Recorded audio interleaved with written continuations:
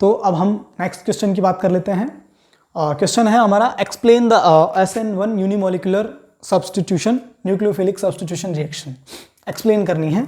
देखो, एक्सप्लेन का मतलब ये नहीं है कि आप उसको 2-2 पेज में 3-3 पेज में भर रहे हो, नहीं। आपका 2 मार्क्स का क्वेश्चन आता है तो आपको 2 मार्क्स के क्वेश्चन के अकॉर्डिंग ही आपको आंसर देना है, पूरा डेप्थ में जाके नहीं देना है। और फिर इतना भी आपके पास समय है नहीं कि आप इसको पूरा अच्छे तरीके से कवर कर लो। हाँ, तो हम इसको थोड़ा सा समझा देते हैं आपको, like a short notes type, ठीक है। वैसे मैं पूरी बातें बता दूंगा आपको, लेकिन ऐसा नहीं है कि सारी ही चीजें आ जाएगी इसके अंदर। एक वीडियो के अंदर आपको लगे कि भाई पूरा ही बता दे सर, तो वो पूरा इम्पॉसिबल है बेटा। पूरे के लिए आपको 1 आवर चाहिए कम से कम। एक SN1 को पढ़ने के लिए 1 आवर चाहिए, SN2 को पढ़ने के लिए 1 आवर चाहिए। तो ऐसे मिला करके 2 आवर का जाके पूरा चैप्टर बनता है, और इतना आपके पास समय है नहीं। तो अपन इसको 8-10 मिनट या 12 मिनट में कंप्लीट कर लेंगे। हाँ, बातें पूरी बता दूंगा मैं आपको कि क्या क्या लिख के आनी है, ठीक है। तो मैं बात कर लेता हूँ SN1 unimolecular reaction, nucleophilic substitution reaction. देखो, बार बार मैं बताऊंगा, SN2 जो बायोमोलिकुलर न्यूक्लियोफिलिक सब्स्टिट्यूशन रिएक्शन थी, उसके अंदर भी मैंने आपको न्यूक्लियोफिलिक सब्स्टिट्यूशन रिएक्शन के बारे में डेफिनेशन दे दी कि भाई एक न्यूक्लियोफाइल दूसरे न्यूक्लियोफाइल को सब्स्टिट्यूट कर देता है और रिएक्शन कंप्लीट हो जाती है। 1 मिनट, हाँ, रिएक्शन कंप्लीट हो जाती है, इसलिए उसका नाम पड़ा न्यूक्लियोफिलिक सब्स्टिट्यूशन। मतलब एक न्यूक्लियोफाइल ने दूसरे न्यूक्लियोफाइल को सब्स्टिट्यूट कर दिया, ठीक है। लेकिन उसके टाइप बन गए 2, SN1 और SN2। SN2 हम कंप्लीट कर चुके हैं, अब बात करेंगे हम SN1 के लिए। होगा क्या SN1 के अंदर कि ये 2 स्टेप में जाके कंप्लीट रिएक्शन होगी। देखो होगा क्या, जैसे पहले मैं रिएक्शन लिख लेता हूं आपको, CH3 और CH3, यहां मैंने लिया क्लोरीन, 3 डिग्री है भैया एल्किल हैलाइड, ठीक है। इसकी रिएक्शन हम करवाते हैं, जैसे मान के चलो एक्वस KOH, ये बार बार आ रहा है, एक्वस KOH के साथ आपके पास CH3, मैं सीधा सीधा लिख रहा हूं 3COH, बात तो एक ही है। अरे एक कार्बन से 3 जुड़े हुए हैं, प्लस KCl, एक्वस मीडियम में पानी मिला हुआ है मतलब। देखो मैकेनिज्म कैसे करनी है। मैकेनिज्म में, यहां मैकेनिज्म बेटा 2 पार्ट में जाकर के पूरी होगी। फर्स्ट स्टेप 1 में होगा क्या कि सबसे पहले आपका जाने वाला न्यूक्लियोफाइल मतलब लीविंग ग्रुप बाहर निकलेगा। देखो CH3 CH3 CH3 और ये है आपका Cl। यहां से होगा क्या, CH3 C पर पॉजिटिव चार्ज, CH3 और CH3, और यहां निकल गया आपका लिविंग ग्रुप। मतलब स्टेप 1 में आपका लिविंग ग्रुप बाहर चला गया और इंटरमीडिएट बनाए कार्बोकैटायन। इंटरमीडिएट क्या बनाए, कार्बोकैटायन। ये 1 नंबर का क्वेश्चन पूछ लिया जाता है कभी कभी कि SN1 रिएक्शन में प्रथम पद स्टेप 1 के अंदर कौन सा इंटरमीडिएट बनता है, तो उसका नाम है भैया कार्बोकैटायन। इंटरमीडिएट बनेगा आपका कार्बोकैटायन। कार्बोकैटायन का मतलब है, अब इस वक्त में तो सिंपल सी याद कर लो कि जिस पे पॉजिटिव चार्ज आ रहा है वो कार्बोकैटायन है, जिस पे नेगेटिव चार्ज आ रहा है वो कार्बो एनायन है। इस पे अब ये भैया ये कार्बो एनायन नहीं है क्योंकि ये कार्बन नहीं है, ये क्लोरीन है, ठीक है। इंटरमीडिएट कार्बोकैटायन बन गया। अब दूसरी स्टेप में क्या होगा, दूसरी स्टेप में न्यूक्लियोफाइल का अटैक होगा। तो मैं यहां लिख सकता हूं स्टेप 1 का फॉर्मेशन ऑफ कार्बोकैटायन, और मैं यहां लिखूंगा अटैकिंग ऑफ न्यूक्लियोफाइल। न्यूक्लियोफाइल कौन होगा यार, न्यूक्लियोफाइल सीधी सी बात है K+ और OH- न्यूक्लियोफाइल। अब ऐसे देखा जाए डेप्थ में जाके बात करते हैं तो OH- आगे सीधे सीधे अटैक नहीं करता है, H2O में मिला हुआ है ये। लेकिन नहीं, हमको सिर्फ सिंपल सा समझना है कि भाई हाँ सर ठीक है, सर ने K+ OH- बताया, OH- आकर के इस पे क्या कर लेगा, अटैक कर लेगा।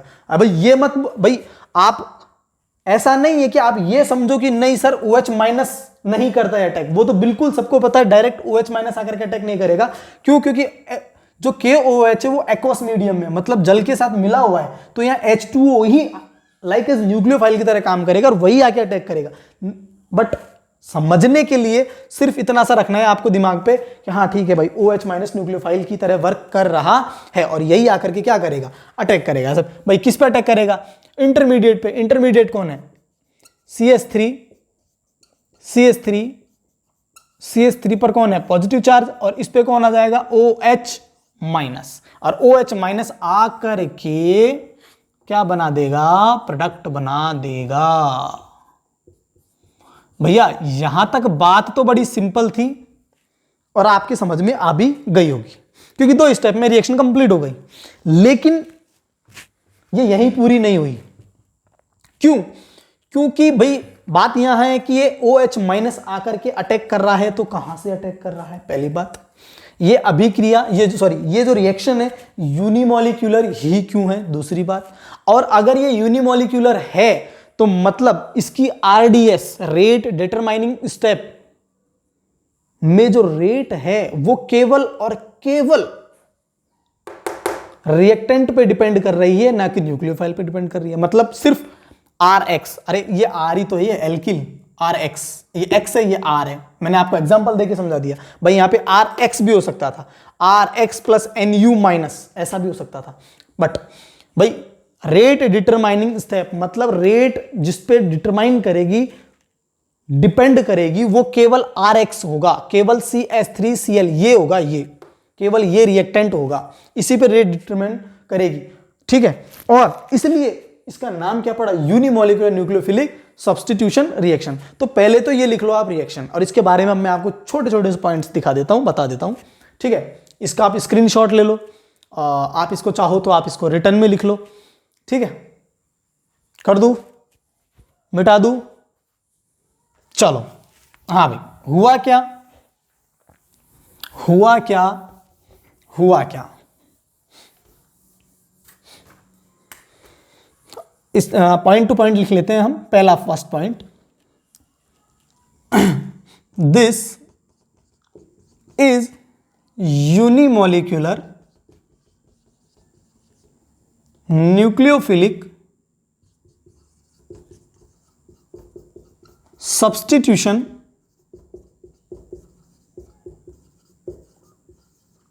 reaction because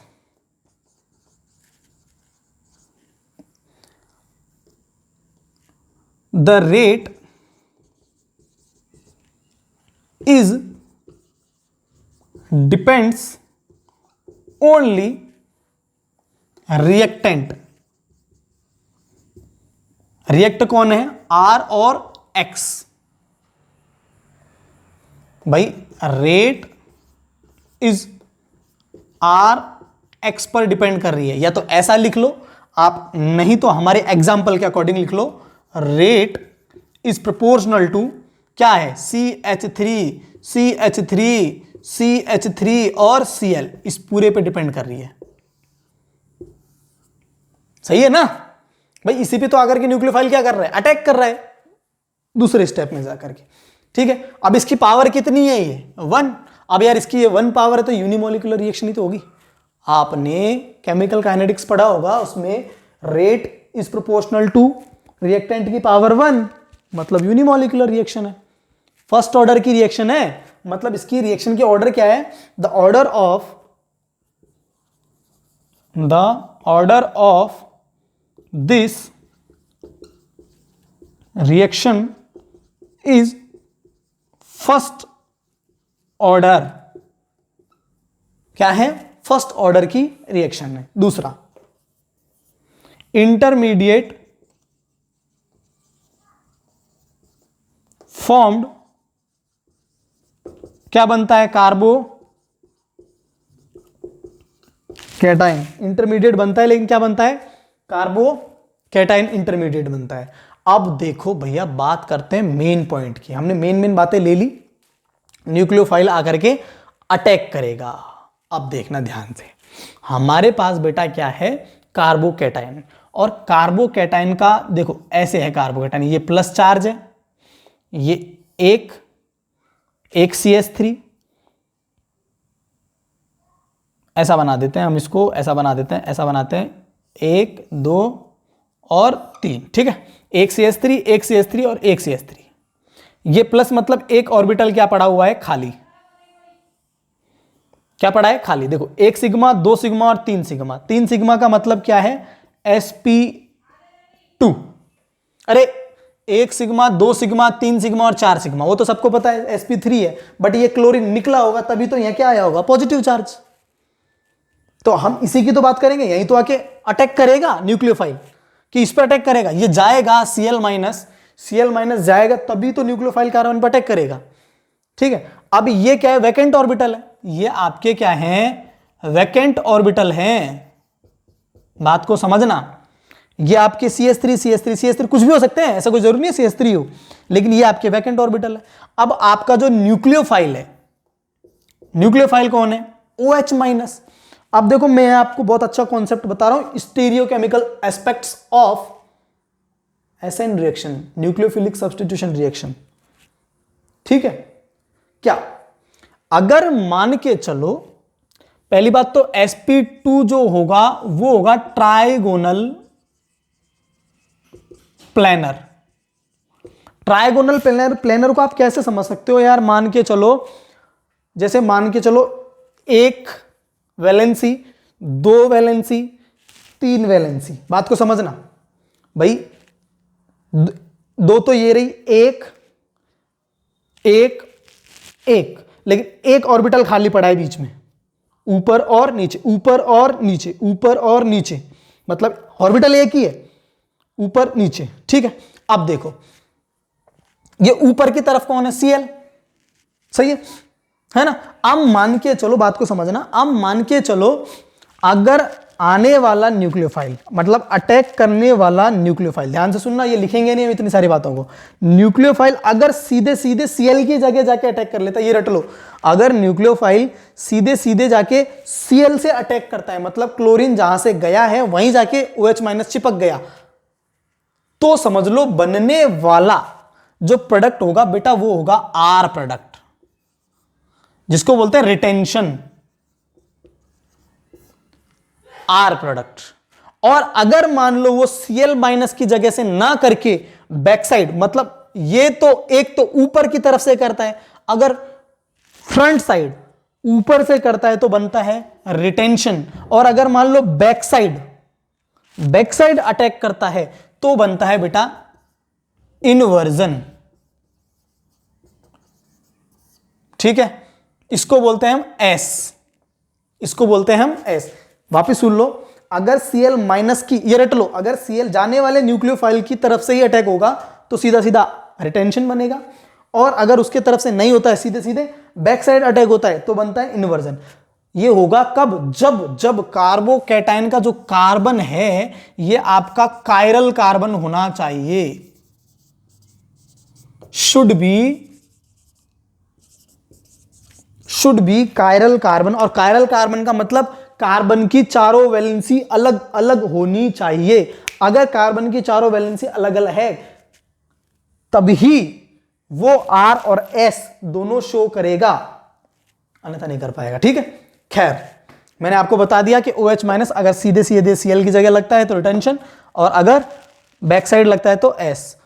racemic mixture back side करता है तो R और S दोनों रेसिमिक मिक्सचर भी बन सकते हैं। ये आपको मैंने स्टीरियोकेमिकल एस्पेक्ट्स भी बता दिए SN1 रिएक्शन के। इतना अगर आप लिख दोगे, समझा दोगे, सफिशिएंट है। Thank you so much.